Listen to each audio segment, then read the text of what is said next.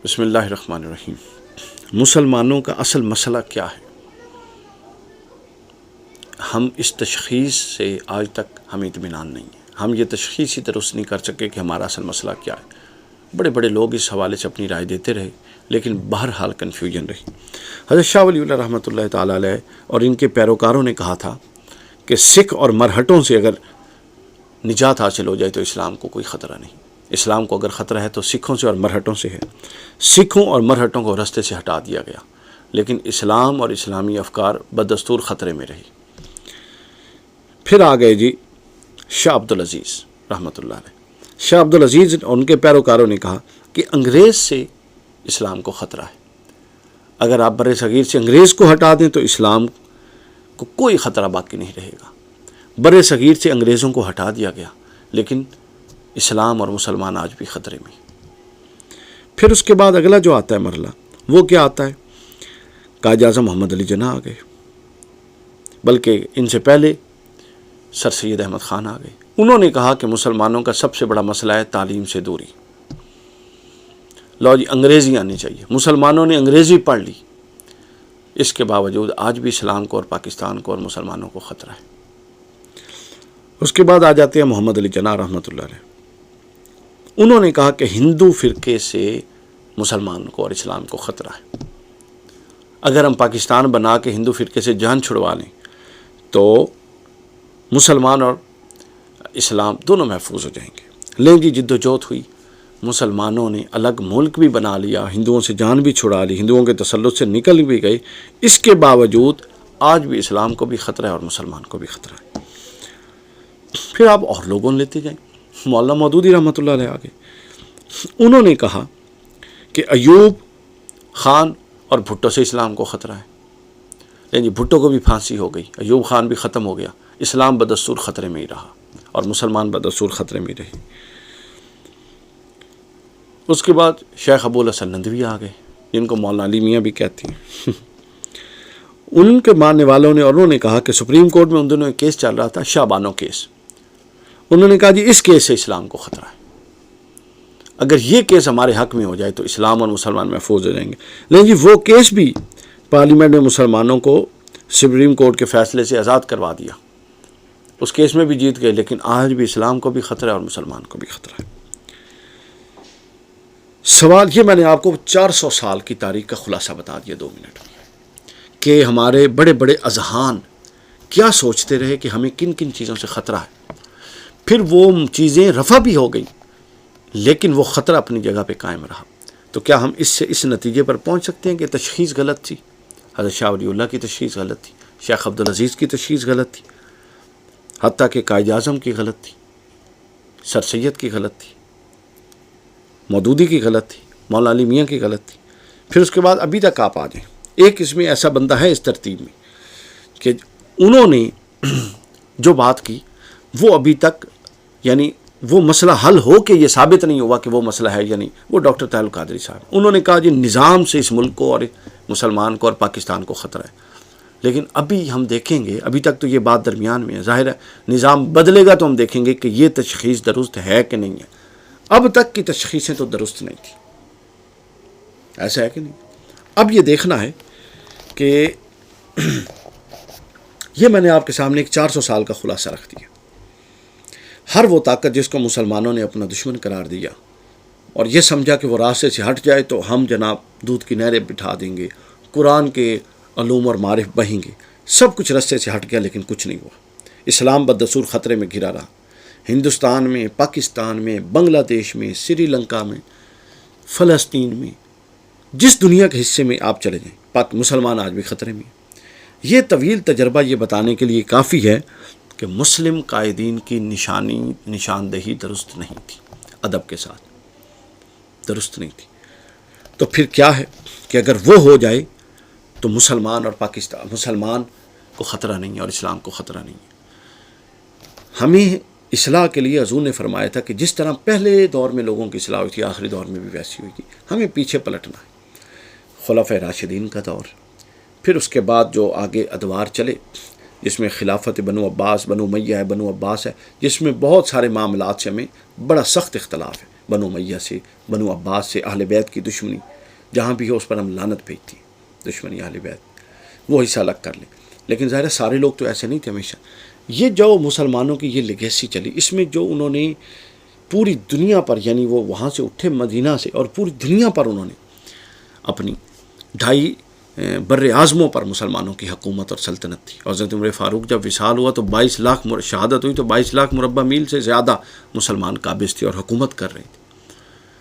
और ऐसी हुकूमत नहीं थी कि लुली लंगड़ी हुकूमत हो जिस तरह आज हुकूमतें हैं। 57 हुकूमतें हैं, लेकिन किसी के पास इतनी जान नहीं है कि फ़लस्तीन की एक बच्ची को पानी का गिलास पहुँचा सके।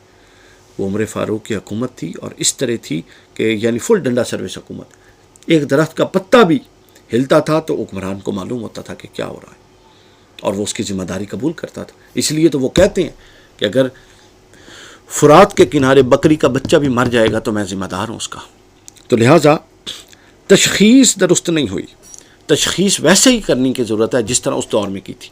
तो मुसलमान कब आज़ाद हो सकते हैं, मुसलमान कब महफूज हो सकते हैं और इस्लाम कब महफूज हो सकते हैं, उसके लिए ख़वातीन व हज़रात अब एक तशख़ीस मैं कर रहा हूँ, वो ये है कि 3 चीज़ों के साथ मुसलमान महफूज हो सकते हैं। आप इससे इत्तफ़ाक़ कीजिए, इख्तलाफ कमेंट्स में बताइए, मेरा नंबर आपके पास है पब्लिक, वहाँ पर बताइए कि पहली चीज़ ये है, पाकिस्तान, इस्लाम, इन तमाम चीज़ों के मसाइल का हल है। पहली चीज़ उसमें जो आपको चाहिए वो ये है तालीम और शऊर। ठीक है, तालीम और शऊर को आम कीजिए। कैसे हो सकता है वो कीजिए। एक नस्ल, देखें बहुत सारी नस्लें हमारी चली गई, अगले भी कई जाएंगी अगर यही काम चलता रहा। एक नस्ल को कुर्बानी देनी है और कुर्बानी देनी है तालीम आम करने के लिए, शऊर को आम करने के लिए। बाहर आप जाएँ ना दुनिया के किसी मुल्क में, उनके साथ वज़ीर आज़म आके खड़ा हो जाए ना। मेरे अपने साथ इत्तफ़ाक़ हुआ, मैं ग्रीस में जब गया हुआ था तो मैं सुबह अपना जिनके तरफ था उनके साथ वहाँ पर हम गए तो वो बेकरी से ब्रेड लेने गए। तो जब वो एक शख्स आया, बुज़ुर्ग सा था, पैंट शर्ट पहनी हुई थी, वो निकला तो उन्होंने मुझे बताया ये ग्रीस का वज़ीर आज़म था। मैं हैरान हुआ, कोई प्रोटोकॉल नहीं, कोई कुछ नहीं। एक गाड़ी में वो था, उसने अपनी ब्रेड लिए, अंडे लिए, पीछे डिग्गी में रखे और वो चला गया। कोई शख्स नहीं दौड़ा, उसकी हटो बच्चों नहीं थी, किसी ने उसके साथ तस्वीर नहीं बनवाई। यहाँ पर एक 3rd क्लास वो ऑफिसर जो हमारे टैक्स पे पल रहा है, हमें निचोड़ रहा है, रिश्वत खाता है, तनख्वाह फॉर ग्रांटेड लेता है और जो काम करता है उसके पैसे लेता है और उसने जीना हराम किया हुआ है। ये मैं इसी एक ही कह रहा हूँ, इल्ला माशाअल्लाह के साथ पाकिस्तान का हर सरकारी ऑफिसर बड़ा इसी तरह का है, चंद एक के सिवा। और हमारी कौम की बेशौरी का आलम बताऊँ आपको, जो भूखे मरते हैं 5 साल इलेक्शन में, जो MNA का नामजद उम्मीदवार होता है, भागते हैं उसके साथ तस्वीर बना के फेसबुक पे लगाने के लिए। इस कौम का लेवल ये हो। जंग में मैं कई दफ़ा जंग में बाकी शहरों में जब जाता हूँ, वो कहते हैं जी असी फलान वोट दें। मैंने क्या वजह है? वो मेरे प्यो दे 40वें ते आया सी। क्या वजह है? उसने हमारी गली पक्की करवाई, उसने हमारे गटर बनवाए। जो कौम गटर, जिसका दिमाग गटर और गली और सोलिंग से ऊपर ही नहीं है, उस कौम ने क्या काम करना है? तो पहली चीज़ है आपके मसाइल का हर तालीम और शऊर। इसीलिए आपको मैं बताऊं कि ये एक पाकिस्तान के ख़िलाफ़ साजिश हो रही है। आप पिछले 10 बजट उठा लें, 5 उठा लें, मैं ये कर चुका हूँ, 5 बजट उठाएं और उनमें देखें कि तालीम का बजट क्या है और दीगर मद्दात का बजट क्या है। मसलन अभी जो बजट गुजरा है उसमें आपकी तालीम का बजट 72 या 70 या 75 इतनी अरब रुपए है और बेनज़ीर इनकम सपोर्ट प्रोग्राम का बजट 400 अरब है। इस कौम को भिखारी बनाया जा रहा है। अब बांग्लादेश में देखें, कोई नहीं भीख मांगता, लोग क्या करते हैं, छोटी छोटी दस्तकारियाँ लगाई हैं, यहाँ उनको डोज दी जाती है, बेनज़ीर इनकम सपोर्ट, वेले बवो असी तो रोटी दी से। इसलिए तो वो लाइन में खड़े होने को आ ही नहीं समझते। जिस कौम में शऊर हो वो भूखी मर जाती है लाइन। क्या जो लोग लाइनों में खड़े होते हैं वो मजदूरी नहीं कर सकते? कौम का मिजाज ऐसा बना दिया गया, उनको मांगने पे लगा दिया गया। और जब आप इज़्ज़त नफ्स किसी कौम की सल्ब कर लेते हैं तो फिर आप उससे जो मर्ज़ी करवाएं।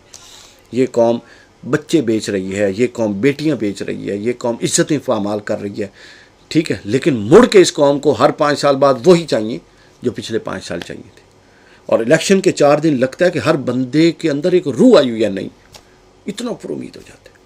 तो जब बेशऊरी होगी तो ये सब कुछ होगा। ये एक सियासी पहलू पर मैंने बात की, मजहबी पहलू पर भी यही है।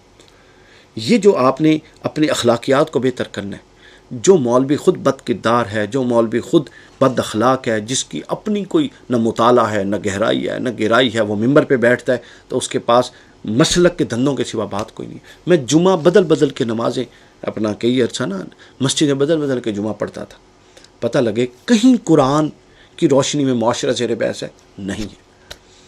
हर एक के पास अपना चूरन है बेचने के लिए। और लुत्फ़ की बात यह कि बिकता भी वही है, वो सोशल मीडिया हो, वो जो भी हो। तो पहली बात है, आप कौम को शऊर दीजिए, फ़िक्री आबियारी कीजिए। और फ़िक्री आबियारी में जदीद उलूम, आप मगरिब से कई सौ साल पीछे, जदीद उलूम जब तक हमारे नौजवान नहीं हासिल करेंगे वो कुछ नहीं कर सकते। जदीद उलूम में आगे लाइए अपने बंदों को। और दूसरी चीज़ जिसका मैंने दरमियान में इशारा किया था, शेखुल इस्लाम ने फरमाया, वो है निज़ाम की तरबियत, निज़ाम की तब्दीली। ये निज़ाम जो है ये बना ही नहीं है बाबा किसी सादा आदमी के लिए, गरीब बंदे के लिए बना, वजह इसकी नहीं है। आप अंदाज़ा करें, अभी 2 माह पहले की बात कि ये वो कौम है कि जो कर्जा लेके खुश होती है और उसको अपनी कारकर्दगी दिखाती है। यानी मैं कहता हूँ शऊर मर गया है, ज़मींबोस हो गया है। और लोग बैठ के प्रेस कॉन्फ्रेंस करते हैं कि पिछलों ने इतना नहीं लिया था जितना हमने ले लिया। कर्जा कौन अदा करेगा, कोई पता नहीं। कर्जा लेते हैं और जिन मुल्कों से कर्जा लेते हैं उनके वज़ीर आज़म एक गाड़ी में आते हैं, ठीक है, और हमारी वज़ीर आला ने मूव करना होता है तो उसके पास 70 गाड़ी हैं। मतलब हराम खोरी की हद है इस मुल्क में और कोई पूछने वाला नहीं है, ठीक है। मतलब क्या कहा जा सकता है, निज़ाम बदलेगा तो ये सब कुछ बदलेगा। V8 दी हुई हैं जनाब, अपना बड़ी बड़ी गाड़ियाँ दी हुई हैं, और हासिल असूल क्या है, कख भी नहीं।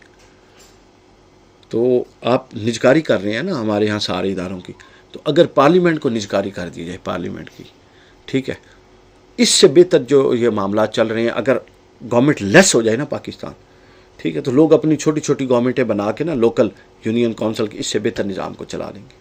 चूँकि हर यूनियन काउंसिल की उसमें इतने वसाइल होंगे कि अपना हर कोई सर्वाइव कर। ये तो डबो ही जा रहे हैं और डबो इसलिए रहे हैं। मगरिब में ऐसा कोई क्यों नहीं करता, अगले पकड़ लेते हैं, लिटा देते हैं, अपने असासे डिक्लेयर करने पड़ते हैं। पाकिस्तान में ऐसा क्यों होता है, कौम बेशऊरी है, क्योंकि कौम को बेनज़ीर इनकम सपोर्ट प्रोग्राम के अट्रैक्शन ज़्यादा है, तालीम का नहीं है अट्रैक्शन। कितनी यूनिवर्सिटियाँ बनी हैं पिछले सालों में, तालीम बढ़ रही है, इतनी ज़रूरियात बढ़ रही हैं, तालीम, जदीद तालीम, दीनी तालीम, मदारिस हैं वो ख़ुद कार तरीके से अपने वसाइल के तहत चल रहे हैं। कितने के इंटरेस्ट है गवर्नमेंट को कि दीनी तालीम को फ़रोग कर प्रमोट किया जाए, उनको थोड़ा अपलिफ्ट किया जाए, उनको सहूलियात दी जाए, कोई चक्कर ही नहीं है। तो लिहाजा आप जब तक इस मसले को नहीं समझ, ये है पाकिस्तान का असल मर्ज और ये है मुसलमानों का असल मर्ज, जिससे इस वक्त मुसलमानों को ख़तरा है। मुसलमानों को ना ख़तरा सिखों से है, ना ख़तरा मराठों से है, ना ख़तरा हिंदुओं से है, ना ख़तरा यहूदियों से है, ना ख़तरा ईसाइयों से है। मुसलमानों को ख़तरा है तो अपनी जहालत से है, और फिर मुसलमान अगर पाकिस्तान के हैं तो उनको ख़तरा है तो इस निज़ाम से। लिहाजा इसकी इस्लाह कीजिए।